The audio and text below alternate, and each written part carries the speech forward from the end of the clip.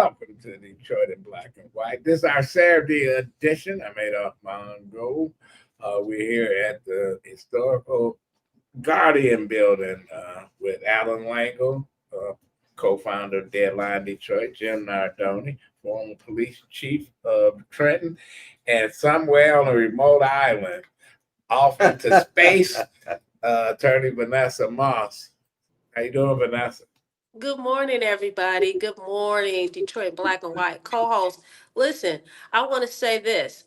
If you're watching Detroit Black and White, if you're watching it on Facebook, you're watching on YouTube or on any of the other social media platforms, what we would like for you to do is hit that like button, and subscribe.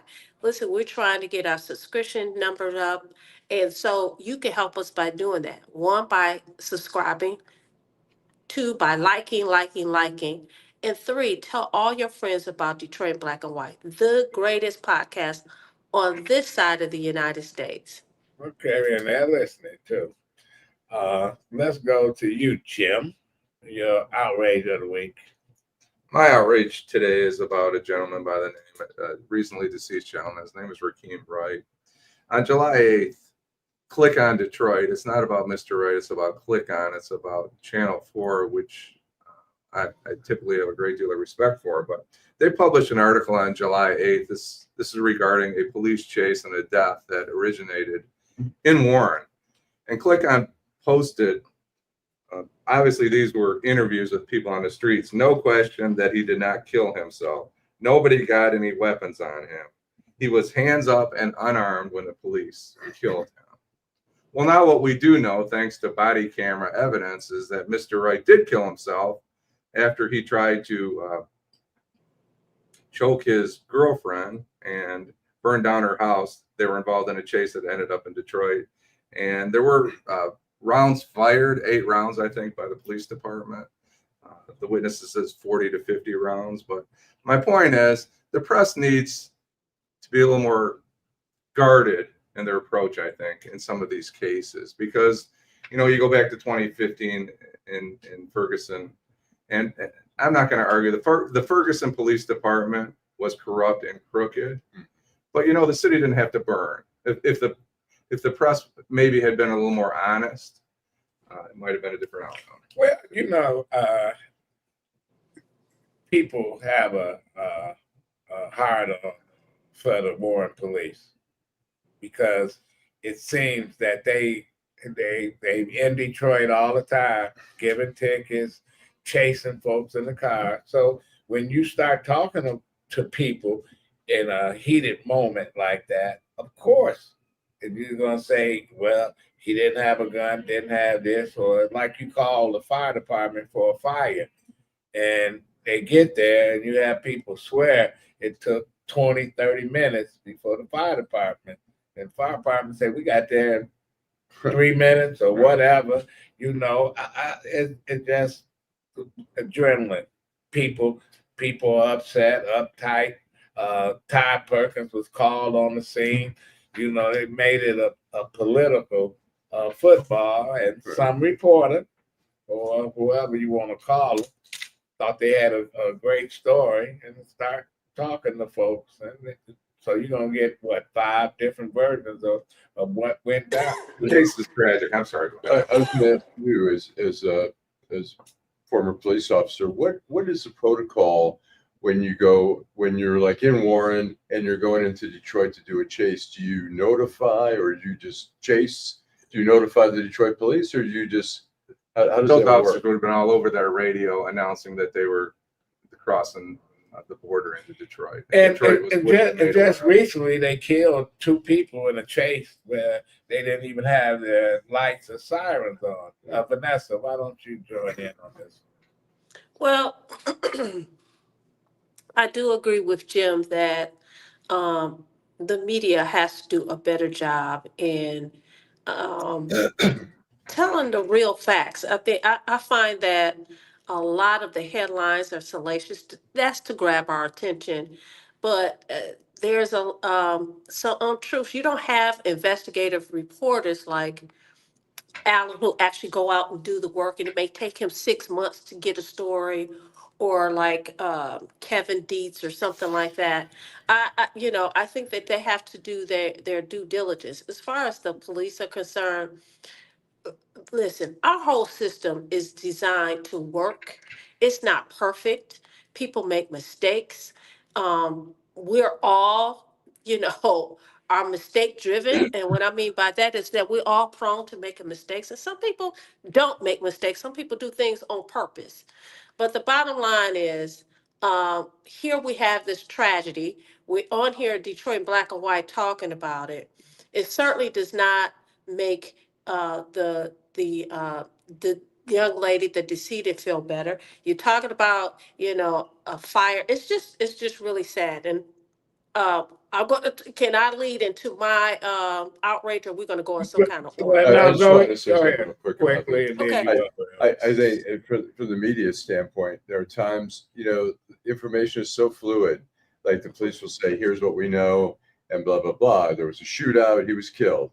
And then, later on, more information comes. There were some media outlets that did say they're trying to determine whether it was self-inflicted or whatever. But I mean, usually the media is sort of at the mercy without, at least immediately, because people want to know right away. There's a shooting in their neighborhood. They want to know information. So, but this is the second time in many months that the Warren Police been involved in something 2 days in a row. Controversial. 2 days in a row. Yes, But it's not controversial. It's yes, unfortunate. no, It's tragic, but it's not controversial. but at the time, Sure. as inexperienced reporters come on the scene and they think they got a hot one. Sure. Yeah, there it is. Go ahead with your outrage. So you and I, Adolph, was talking last night about the young lady who worked at McDonald's, and she killed a mom of six. In the headline says single 39-year-old mother of six, was uh, killed or stabbed to death by by an employee. So I read the article, but in me reading the article, as you guys know, out of the group of us, I'm always on social media. I'm always looking at Instagram and everything. Anyway, I followed this young lady, that young lady right there. If anybody had looked at her social media pages beforehand, they would have known that she was a ticking time bomb. It's clear that this young lady has some mental health issues. I'm not trying to excuse it, I'm explaining it. This young lady says that, one video, you see her sitting there. She talks about how she's renting a room in some man's place, and that basically she had to pay with using her body, if you guys know what I mean. And she goes on and talk, and then like halfway through the video, she starts talking to no one in particular. She's screaming, hollering, saying, "Get out my way. I mean, leave me alone," and all this. I mean, just screaming to the top of her lungs. Then there's another video where she's talking about how she's being bullied at work, and and I'm paraphrasing, she didn't appreciate it. She has this filter on, and it makes her look like she's a vampire. Every time she opens her mouth, it looks like a vampire. Listen, these kind of things cannot be looked upon as, this person is just crazy. Because listen, you don't know when this person is going to blow up. I think the other day when I was on the show, I talked about, listen, if somebody want to take cuts in front of me in the line, take it. If you want to start fussing, fine. I was in the car the other day. Miles is, you know, mad because this person is driving. I said, listen, you don't know if that person got a gun or anything. Just stop it. It's not even worth it.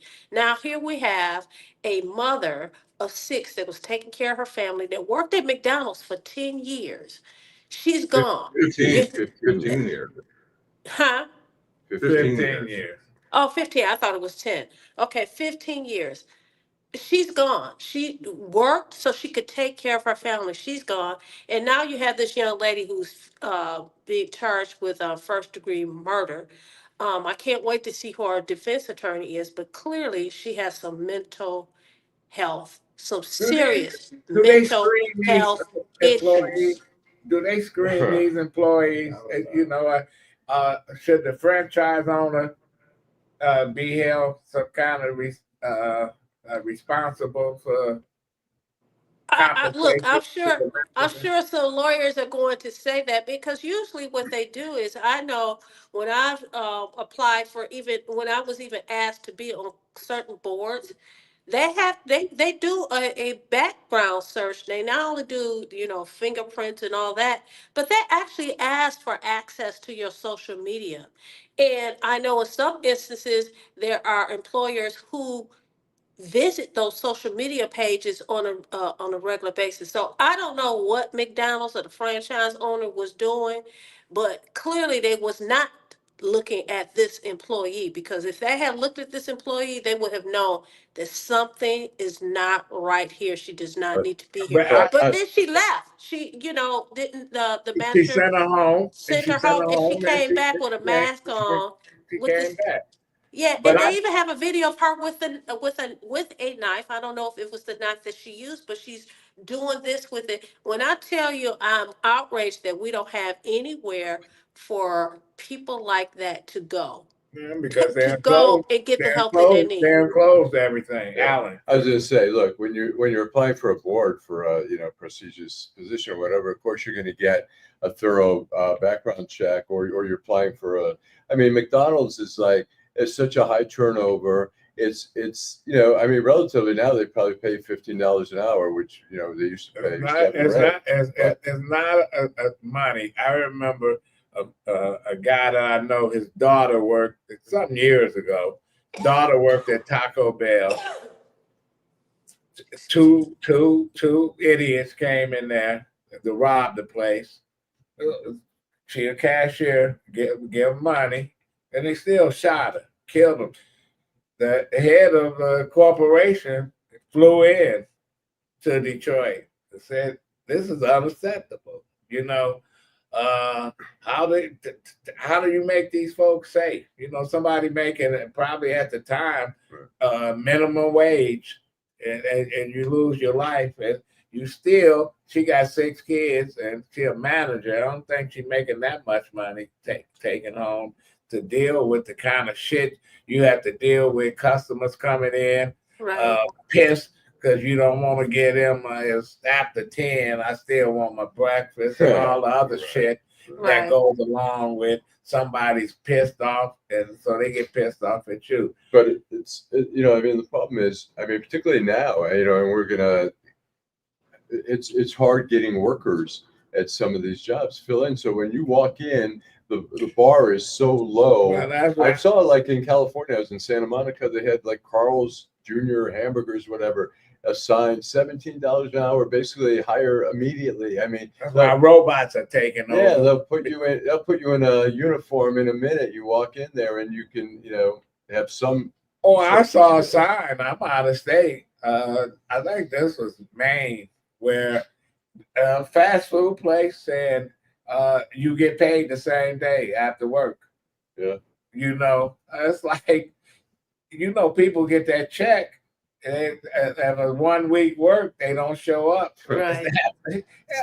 It's all kind of stuff that's happening. It's just out of control. And some of these workers, they take so much abuse, not only from each other on the job, but from the public. Let's take a break. We come back and we'll come with your outrage of the week, Allan. This is Detroit in Black and White. We'll be right back. Hi, I'm Eric Sabri, your Wayne County Treasurer. If you're living in a home of a deceased family member and you're facing property tax foreclosure, the probate process can be helpful to you.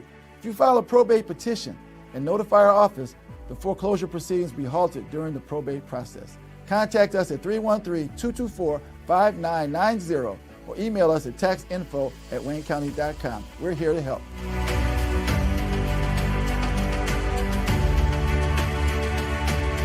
There was a time as a kid I lived in an abandoned house.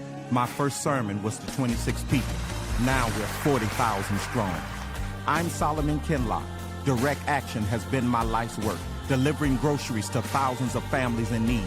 My plan, tackle poverty with training for jobs that pay $35 an hour, build 10,000 affordable homes, and make every neighborhood benefit from investment, not just downtown. I'm Solomon Kinlock. Lift every block.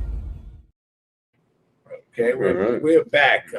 Allan, I was just going to say, not so much an outrage, but I find some amusement in the whole Jeffrey Epstein list, where Pam Bondi said, she was asked on Fox News, so you have a list, are we going to see it? And she said, yes, it's on my desk right now, and I'm reviewing it.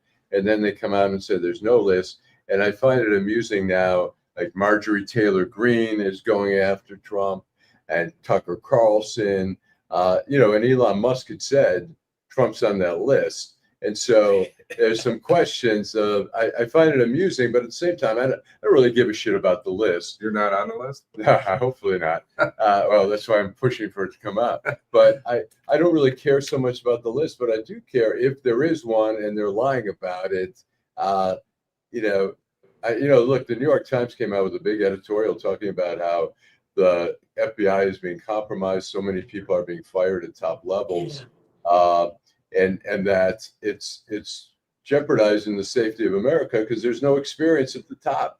It's like, it's great. You have some 22-year-old guy that I think working for Homeland Security who's, on the overseeing like terrorism and stuff. The guy has no experience. I don't understand, except that if you give someone a job like that, they're so grateful that they're not going to challenge you and say, no, we can't do that. That's not appropriate. Or whatever. So Allan, I have a question for you. You say you find it amusing, and then your story evolved into, talking about the FBI and experience. I just want to make sure that we're clear.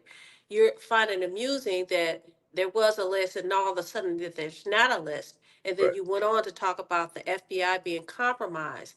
You're not amused by that, correct? I'm not amused by that. I find it, and I have friends who were in the FBI and one who recently left, and I sent him that column, and he said I read it, and he says it's true. Unfortunately, it's all true.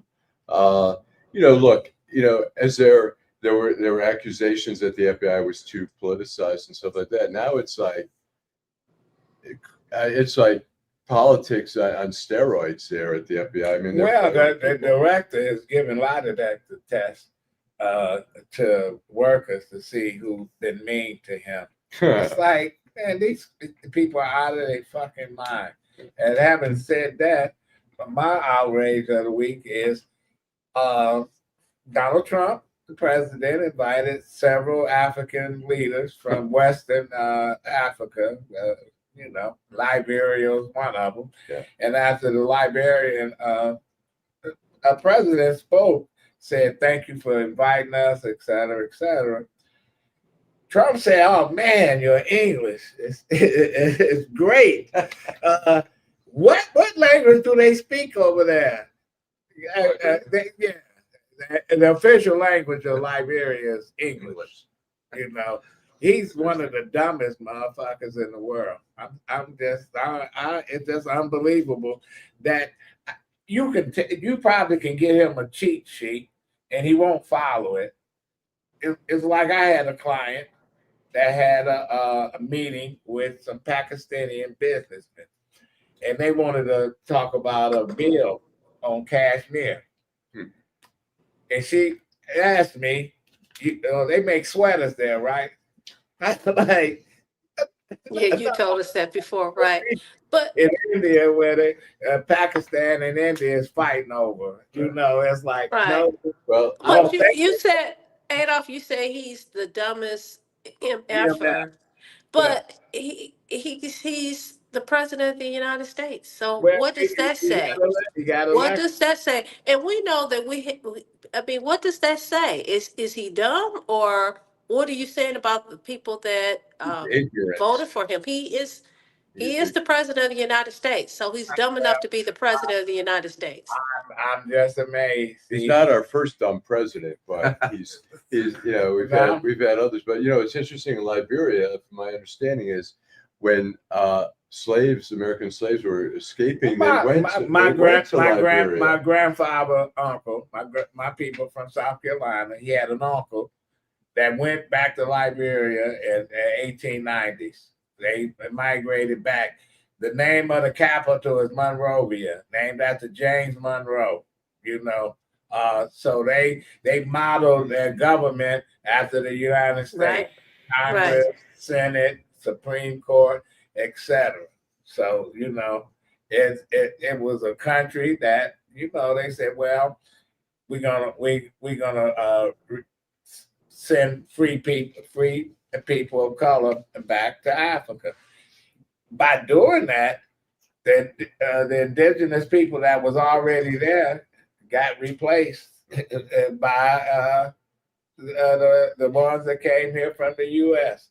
And so it finally boiled over into a civil war where the descendants of Americans was fighting the descendants of the people that was already there in the first place. So Should we talk to some of our colleagues? yes. Yeah. Vanessa, can you see it? You know what? I cannot see it. I'm using my cell phone. I did not bring my laptop What? with me. I'll- So you're going to have to Cover read some of it. them.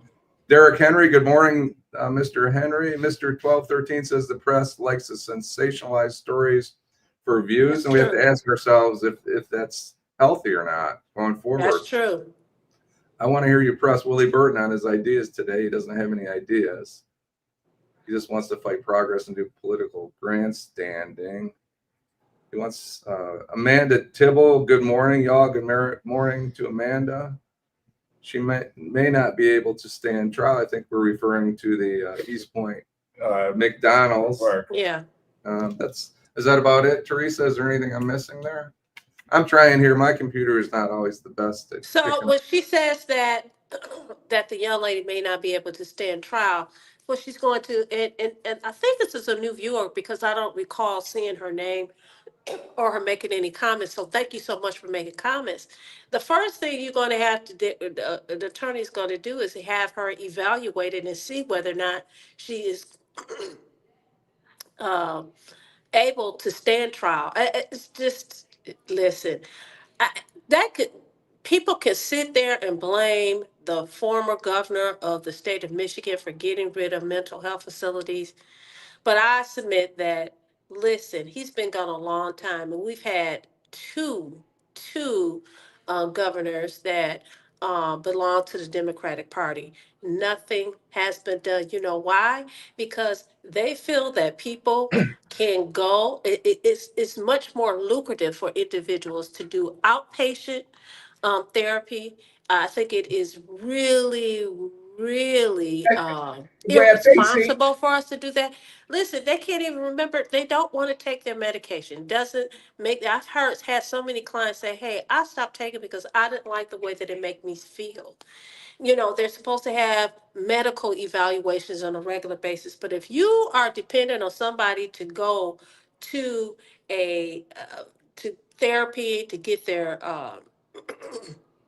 therapy and get their mental health in check, and you waiting for them to depend on transportation, either using a bus or to get the tickets to go to the, it's not working. It is not working. It is where not working. people saw they can go downtown, they can go in the court town or whatever. 95 degrees outside. You got people wearing winter coats, sleeping out in the sun. Reliable transportation just, is a significant barrier. Just unbelievable. And you know that these folks have issues after issue after issue. They put the bank on Michigan Avenue, Citizen Bank, got real nice seats and stuff. But who want to sit on them after you come out walking and somebody has made their house, the bench, their home? You know, they got all kind of stuff, crazy stuff. Let me say this though, Adolph. We're talking about the comment that our co-host made. Listen, Can you imagine if she is indigent, she'll get a court-appointed counsel, and I do court-appointed work all day long because I think those people that cannot afford representation deserve good representation. Can you imagine representing someone like that? I had a case a couple of years ago. This guy was so off the chain and he was so violent. I said I cannot represent him because I was not going to put my life, my physical well being on the line. So we have to think about all those things. These people are saying, well, she should go to prison for the rest of her life. Before she even get there, think about the steps that have to be taken before she even get there. Think about the person that has to represent her and make sure that her rights are protected Well, because some all people of us can have handle rights that, under the right? Constitution. Some people It's can something. handle that, right? I'm I, sorry. I have a question for you, Vanessa. The bond was set at $25 million, which we haven't seen. How often do you see bonds set that high? Who did that? For the Listen. McDonald worker. Yeah, but who did that? The district court judge. The district court judge. That's what fucked Eastpointe, up the Eastpointe. schedule. Back up for just a minute. That's Back what up for just but a minute. put them in jail with no bond. So Sure. what? So to say the 25 million, that don't mean shit to me. You know, she's not gonna get out. 25 million. He won't. Oh, Even But this is the One- thing. You're one- supposed to look at everything. You have to look at their family 25 dynamics. You million. look at That's a joke. she's not gonna have 25 million, I but this know, is but it's somebody a who didn't joke even even really say have a place to 25 million. live. Let's It's a back joke. up for just It's a joke. let's back up for just 1 minute. Okay. So in All right. 2022, this young lady was arrested for stabbing somebody in Virginia. Yep. Right. Yep, And she she has received a previous suspended history. sentence for stabbing somebody. So I I think didn't say she needed to get out. All I'm saying Thank you, is, James. can't you just remand her without? Okay, so $1 million cash. Well, isn't 25 10% of the 25 million? So it'd be typically 2.5 Yeah, million. she probably. I I'm don't the know. judge. $1 billion. But Karen's recognizing, our friend Karen Winston out there is recognizing, and thank you, Jan, for your comment, that this young lady had challenges for quite some time. And the question is, why didn't anybody know it? Why didn't it after the 2022 She got a stabbing? bond. Puff Daddy didn't kill anybody, and they wouldn't even take his 10 million. So When you say, listen, when you say, why did anybody know it? It was No, known. She's been in the system. They know. But you know what? You can't have somebody locked up forever because they have mental health issues, right? People think that that's cruel. we have Again, it done it goes back. before, Wait a minute. It goes back. We have nowhere for these people to but go. we have done One it of the things, before. look, one of the things, and here in Michigan, one of the things that we talk about is the prison system. When we talk about the jails as well as the prison, is the largest mental health facility, I would think, in the world. It is crazy. So you listen, they get treatment while they're in. They while they're in, they get treatment. They get make sure that their medication is regulated, and then they leave. They've done their time. They paid their debt to society. Now you expect for these same people to be responsible enough for their mental health to go and get the treatment. It's not working. And We a lot see of them that not it is getting, not a lot working. of them This not is getting, so not unnecessary. getting any help in the prison anyway. But we have locked up people forever. Typhoid Mary got locked up forever. She wouldn't stop working at these restaurants and stuff, spreading typhoid. I'm not saying that We people cannot be we locked have up locked up forever, people. We but have it does locked not address the real problem. Yeah, but it don't address it. But the only way people have been dealing with it is to lock them up and throw the keys away. And you know, and I know that most of the people that go to jail, they don't get rehabilitated. They just Go to learn. prison. They don't. But what I'm saying is before she even get there, Adolph, what I'm saying is before she even get there, think about the impact not only does this incident have on the families, but the person that's representing her. I'm just telling you, it's really tough representing people like that. And I'm gonna go back to the lady who had chopped up all her kids and put them in the freezer. I should say all of them, but chopped up a few of her kids and had them in the freezer. If you had seen her record with the Child Protective Services, it was as long as your body and Jim's body put together. It was clear that this woman had mental health issues. And guess what? The daddies, the fathers of these children went to court, and guess what? They were hit with a roadblock. No, you can't get them. No, blah blah blah. And So her that's the family system. members, We're gonna take a listen. break. We're gonna take a break, and we'll Okay. come back to continue our conversation. Detroit in black and white. Okay. Hi, I'm Eric Sabri, your Wayne County Treasurer. If you're living in a home of a deceased family member and you're facing property tax foreclosure, the probate process can be helpful to you. If you file a probate petition and notify our office, the foreclosure proceedings will be halted during the probate process. Contact us at 313-224-5990 or email us at taxinfo@waynecounty.com. We're here to help.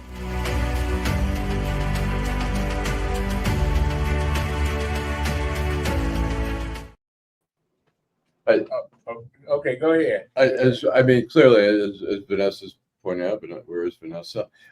Anyway, there she is. The system is fucked up at every level, whether it's, the social services, the prisons. I always feel I covered prisons for 3 years when I was in the Lansing Bureau, Detroit News, and I went to all the prisons and I talked to prisoners all the time. That's the place where you've captured a population where you can find who has mental health issues and try to address those and make that mandatory before you get released, that you do some psychological things. The one thing I noticed, even besides this, some people who really had psychological, mental health issues, there was also a lot of the young people there, 20, late teens, early 20s. Some of them they're kids in adult bodies. They've never matured. They go to prison, and then they have no responsibilities. They don't have to pay for rent, for food and stuff, and that immaturity continues. And that, and in the school system, like I said, I've said this before, we could tell, like in second, third grade, where you have a really troubled child, that's the time to address that issue, whether it's through social services, through the parents, or whatever. But we miss those cues all the time. But parents protect their kids. The bullies. The ones that are cruel to animals and stuff. Yeah. And they do grow up to be the same assholes they were in the kindergarten and first grade. I can tell you that. Right. We used to hide from certain kids because we played baseball. They come over there. And there they are. They want to fight everybody. They want to do this. They get, and they never had an adult to tell them, no, you can't do that, or they curse at something. It's like, man, why don't somebody take them somewhere and drop them off on the island? Yeah. So my question becomes, where was this what was going on? And I'm not blaming this young lady's family, but of course, defense counsel is going to ask, who do you have to support you? Do you have any family members? But do you families have any children? are tired. We're going to see. Are tired of dealing with some of this shit because they have put them out and they don't want to cooperate. You have seen it time and time again where somebody. How do you cooperate? How does insanity cooperate, though? Well, you know what? You try to get them some treatment. They don't take their medication, and say they got just a mother alive, or a mother taking care of other grandkids. That's a big burden to throw on somebody and say, well, you got. But it's your family member. I'm just Yeah, giving us your something to family talk about. member, But it's your family member. Why should we be burdened with that? It's the worst. Go ahead.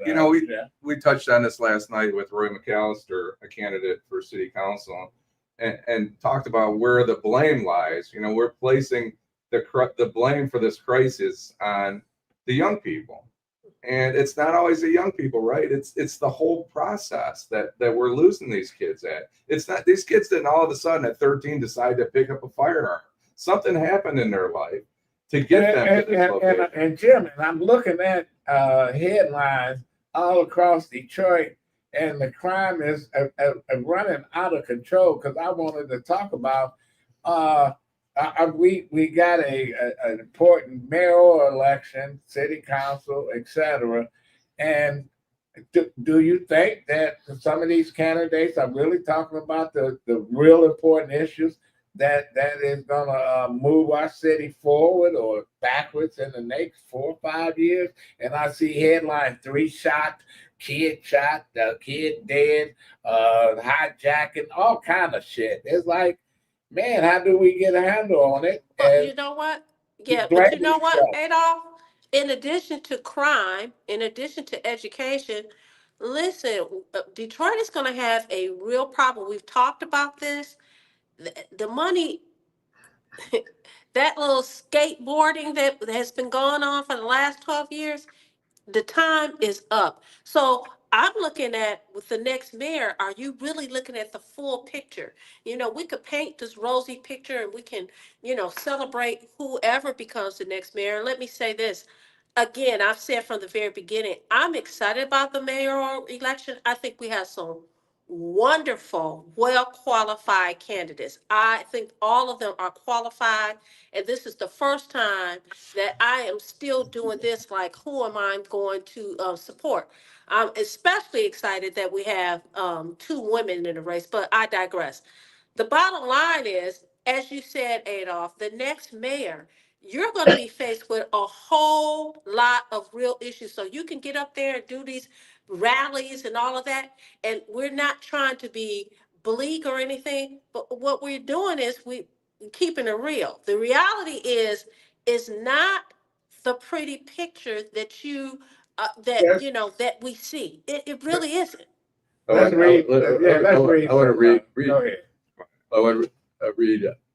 I'll read a bunch, but I want to particularly read Ira Todd's thing here. But let's start with, I can't remember. We'll start with Janice Sillock. The manager was not a bully for expecting her to do her job. They're talking about the McDonald's incident. Could it be, Cynthia Burnett says, could it be that many people don't even know what resources are available to them? And that's a good point. Dorian Denard says it's like an intriguing episode of Law and Order. Pardon my sarcasm. Karen C. Winston, too bad, too sad. Something must be done. We are all sitting ducks and victims just waiting to be eliminated. On Purpose says resources for the mentally challenged is extremely expensive.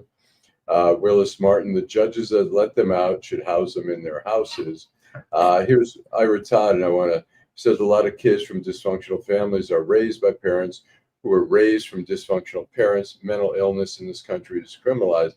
My first 2 years in college, I worked at a boys' home for, back then they called it emotionally disturbed children. I think they call it emotionally challenged now. But we had sessions every Friday where we sat down with the director, who had a master's in social work. Sometimes we had the psychologists come in and talk about the family situations. And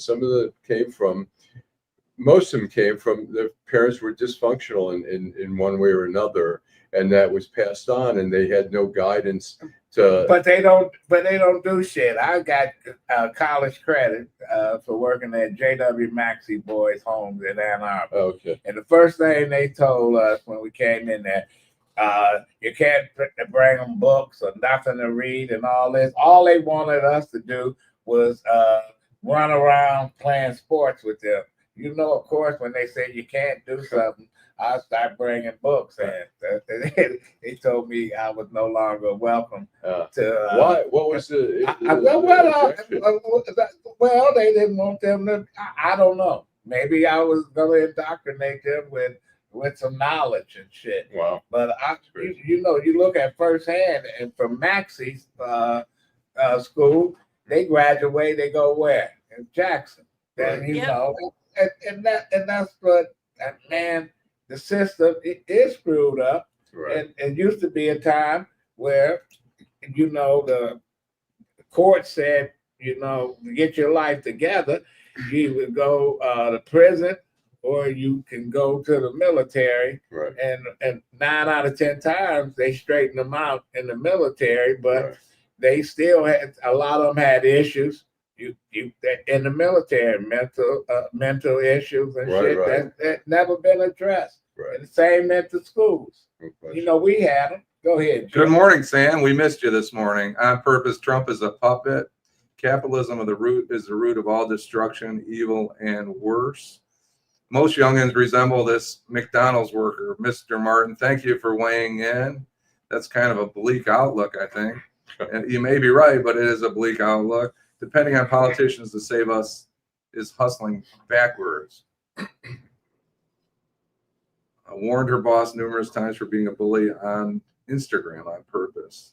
Again, Willis Martin, he's a senior, and he talks about these kids. And, you know, I guess our parents and our grandparents, we all did that, right? But That's the history of this country. but we had workers. When I worked at the city, we had workers that you had to be careful with.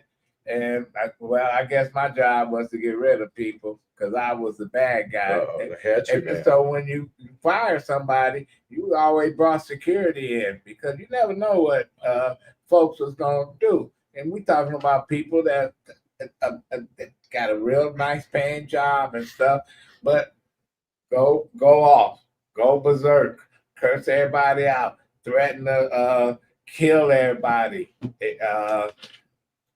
How do you deal with that? I just went over to a company where it was a client, and they changed the way you can get in the building. And I said, "What happened?" They said, "Well, we had a worker. He threatened. He got fired, and he threatened to kill everybody." Right. And it's like, you got to live with this. You know what? Work. An example is we had the CEO of the Detroit Land Bank, and she indicated she was on a show last Saturday or Saturday before last, and she indicated that people could come down and visit right there in the Guardian building. And I said, trying to get in here is like trying to get into Fort Knox. And they do those kind of things to try to protect not just the employees and the employers, to protect the public at large. But the problem is with someone like that, it doesn't work. Okay, somebody wants to get it, they're going to get it. And I want to share a personal issue. I brought up the attorney of the young lady. I had an incident some years ago out in Oakland County where the person was mentally ill. I represented that individual.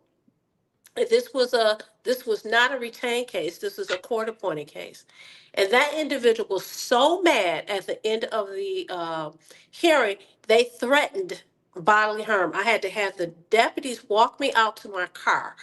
They called me the next day and said, "Listen, he's back here at this court. You need to be careful. You need to get a PPO so that you can protect yourself." Now, I just feel like a PPO is as good as the papers written on. That's really where I was going. If somebody wants to get at you, but I'm just giving a real picture to everybody about how this thing is not just isolated or insulated with the woman that has now is now Look at deceased. the federal There's going to judges. a whole lot of people that have to deal with this individual. Look at the federal judges that's under attack. The one who son who got killed answering the door because some attorney he pissed off and at her to kill the son, and they threatened judges and all that. Or the time they blew up a federal judge in Arizona, or a talk show host, people that they don't like.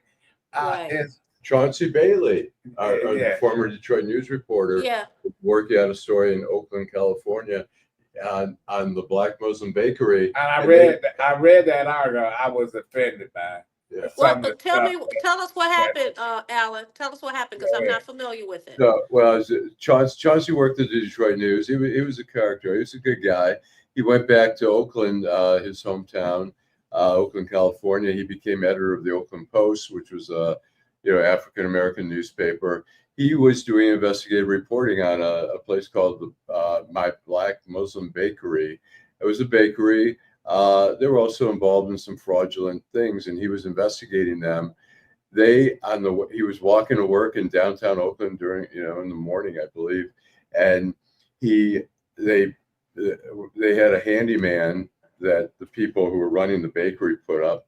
The handyman wore a mask, popped out of a car, and with a shotgun and shot Chauncey 3 times and murdered him to prevent him from publishing a story, which is. And they wasn't even going to publish the story because the chicken shit publisher of the paper was scared to publish it. Yeah. That's when you go from working at a Detroit News or the Oakland Tribune to a chicken shit paper where we had the fucking story. And it was a good story. Yeah. And the publisher said, that story's too hot for me. Why the fuck you in the newspaper business? And what I didn't like about how they portrayed Chauncey was, he wasn't that great of a reporter, and the story wasn't that important. Every story is important when you got somebody that's taking advantage of the public and people trying to silence him. Let me ask you a question though. Did they get the person that was he responsible? just got out of jail? There are three of them. Okay, did they have any mental illness or anything like that?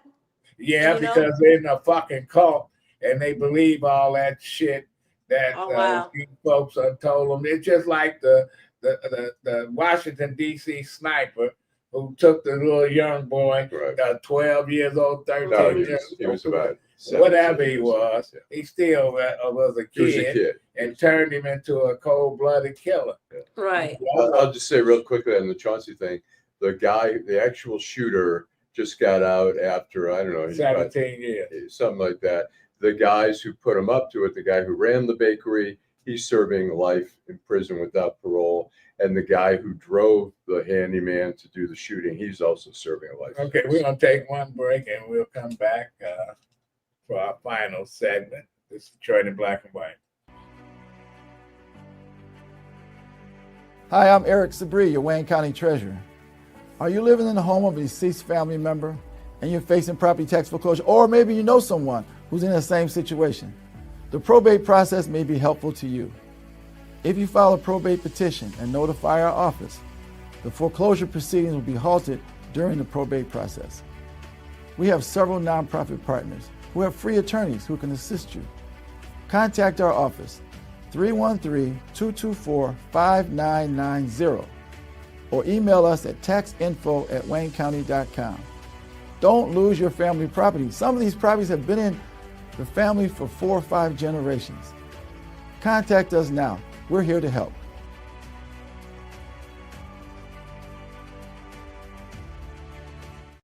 Okay. Okay, All right, we're back. All right, I'm going to read some of the comments, the viewers' comments. Willis Martin, asylums needed, otherwise we are sitting ducks. Same day parlay, I love that handle. Awesome content.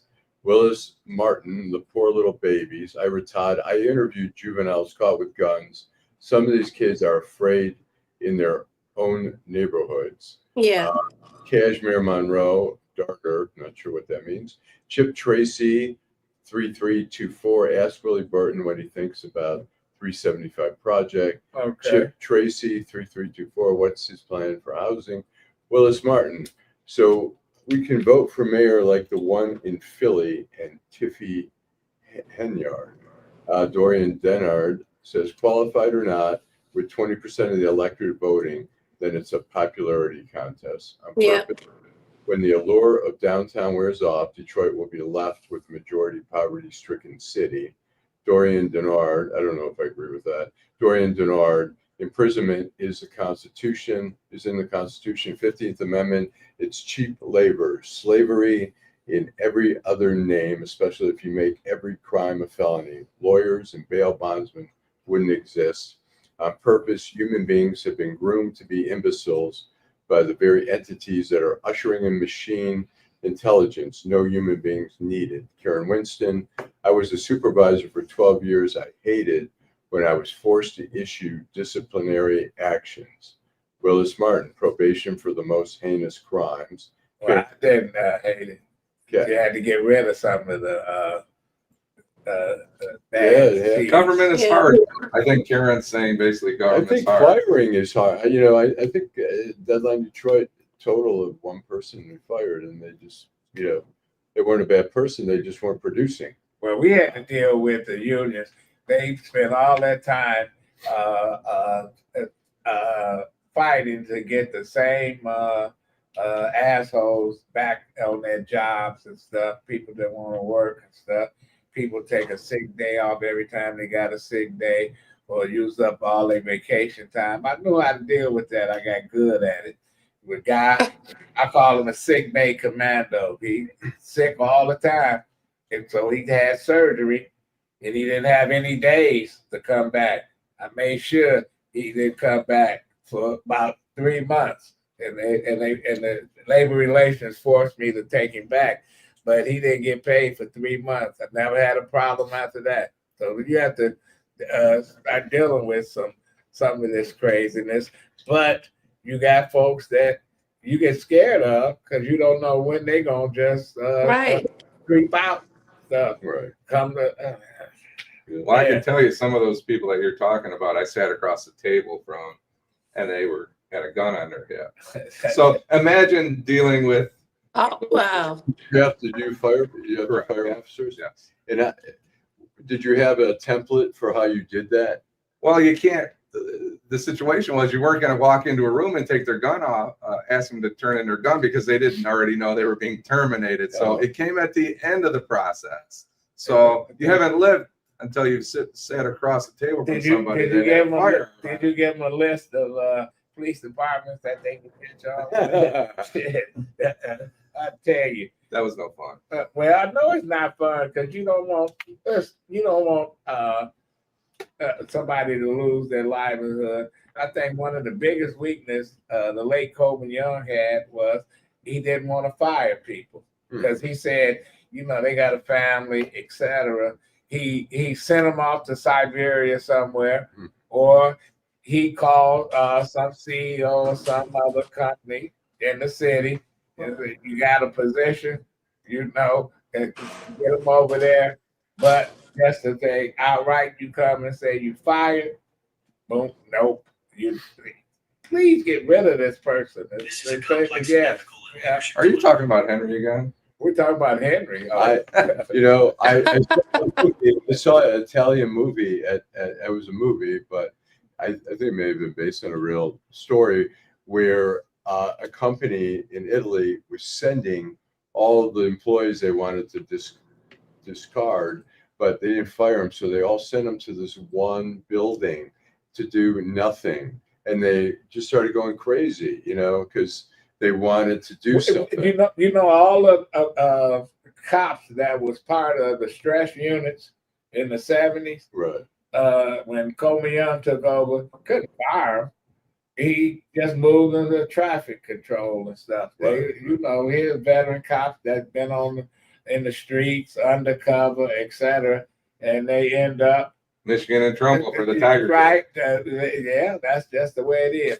But Allan, final thought. Final thought. I don't really have much final thoughts. Tigers lost 12-3 last night, but I think it's sometimes good that they get whacked so they're reminded that they're not invincible and that they have to step up. And they had Tarek Skubal, their best pitcher, on, and they lost. They got killed last night. Lengel didn't even like sports in high school. Really? Senator, When did you become a sports fanatic? I worked. You know what? I'm not a fanatic, but I you know, as time. I mean, when you look at everything that's going on in the world, you look at Washington, what's happening. You look at the Middle East. I just think it's a good distraction. It's really an irrelevant thing in our life. Yeah, I want to see a picture of ninth grade football team. You see Allan standing up there. Adolph was good. I was. Yeah, he was a track star, wasn't he? I was part of the Minutemen. We'd go in for a minute every game. And wasn't Adolph a track star? Adolph was fast. Yeah, he was a track amazing star. I know. athlete, man. That guy was running from the police. I saw him running the first week. The first week in school, one of our classmates, a white guy, said the N-word, and Adolph ran down Park Lawn Street. Man, you should have seen him. I mean, it was like lightning. He never said it again. We were good friends afterward. Wow. His father was Wow. my counselor. Yeah. So Oh, really? go ahead. Thank you to everybody that contributed today. I was having some challenges with my computer, and it looks like it's a Jim issue. I want to apologize for that. We thank you all for your contribution. And we've had some comments today that may have been a little bit on the negative side. It's tough in the city in the summertime, of course, but let's not give up on the community. Let's not give up on these young people. No, you can't. And I'm just looking at all the murder and mayhem in the city and saying, where's the outrage? Sure. Yeah. Where's the fucking outrage? And it don't seem like it's an outrage. It's like it's business as usual. And you are right, Vanessa. The bill is due. It And when is. whoever gets get elected, they're gonna have to answer some basic questions. Where you gonna get the money to make Right. people whole again for those pensions? That's just one of the Yeah. things. But you know, Yeah. So my part. I'll just say real quick, it's too acceptable, and that's, you know, there's no outrage, and that's the problem. It's becomes just so part of the, well, that's the city of Detroit. That's Yep. the way it goes. It And should, we have to stop thinking that it way. shouldn't be. Yeah. Go ahead with your final Yeah. thoughts. So my final thoughts is I'm going to echo a few things that's already been said. One, I want to thank everybody that watched Detroit Black and White, that subscribes, that hit that like button, hit that like button, hit that like button. And tell their friends about it. And you can catch us on all social media platforms. Thank you guys, the Facebookers, the YouTubers, the people who listen to us on was it Apple. Thank you guys so much. We're still trying to drive our viewership up, and we can only do that with the help of you. Two, like I indicated earlier today, that we can paint this rosy picture about, we could celebrate whoever people decide that they vote for. And I'm going to challenge everyone that votes, because it's going to be a low voter turnout, no doubt, that you actually do your research, not just look at the glossy pamphlets that come into your home. Look at what these people have done. Look at their track record, and look at who they are surrounded by, because the people that they're surrounded by is more likely going to be part of the team that's going to lead the city. So you need to, I'm going to encourage you guys to do that. That's what an informed voter does. I'm also saying to you guys that we need to do something as a whole, and this needs to be a holistic approach about people who have mental health issues. I would submit that all of us probably have them, but not on the edge like what we just saw a couple of days ago with that young lady. There needs to be something, there needs to be someone to answer that question. And we got to keep in mind, we got a governor's race that's coming down the line. That's a real hot issue. That's something that we should be questioning the next governor to be. We need to be questioning them about that. With that being said, I'm going to say goodbye. Have a wonderful weekend. I'll be back on Wednesday. I'll be back in town on Sunday evening. Looking forward to seeing you guys. Love you all. Thank you. Okay, thanks everybody. Thanks, Teresa. Thanks, Jill.